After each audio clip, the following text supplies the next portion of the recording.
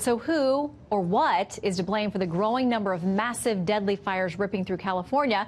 Can we figure out some answers? Well, let's bring in the Director of Strategic Engagement at the Natural Resources Defense Council, Bob Deans, and Pacific Legal Foundation attorney Jonathan Wood. Welcome to both of you. Thank you, Shannon. Thank you. Okay, so the AP doing some fact-checking on this says this: nature provides the dangerous winds that have whipped the fires, and human-caused climate change over the long haul is killing and drying the shrubs and trees that provide the fuel. That's not to say California is blameless. Urban development encroaching on wildlands also is a factor. Jonathan. Well, obviously the dry conditions are a big factor, and this recurring droughts are making it worse. But you can't ignore the effect that state and local and federal regulations are having. Much of these forests are federally owned. They haven't been managed well for decades, and the fires are getting worse. In the late 80s and early 90s, an average of 2.9 million acres in the U.S. burned. In the 90s and 2000s, that doubled to over 6 million acres, and in 2015, we set a record with 10 million acres.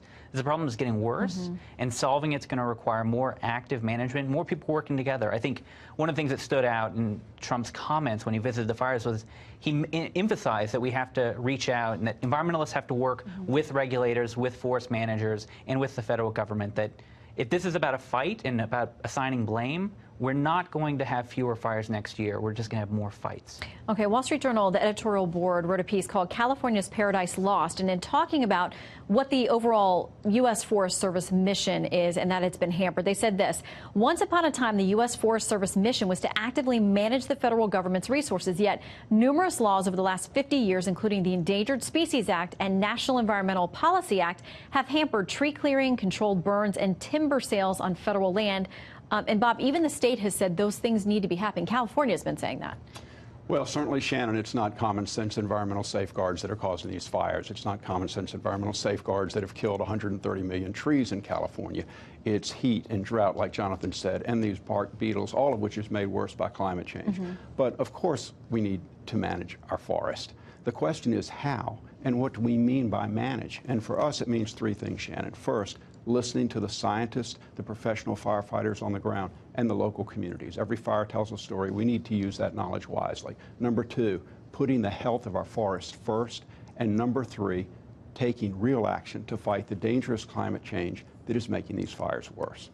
Okay. Also from the piece in the Wall Street Journal, they said this: California's own Legislative Analyst Office recommended that California prune its regulations, facilitate timber sales, and ease permitting for burning biomass, because they talked about the fact that people who even have dead wood and things they need to get rid of, there's such a huge regulatory process to even be able to do those burns.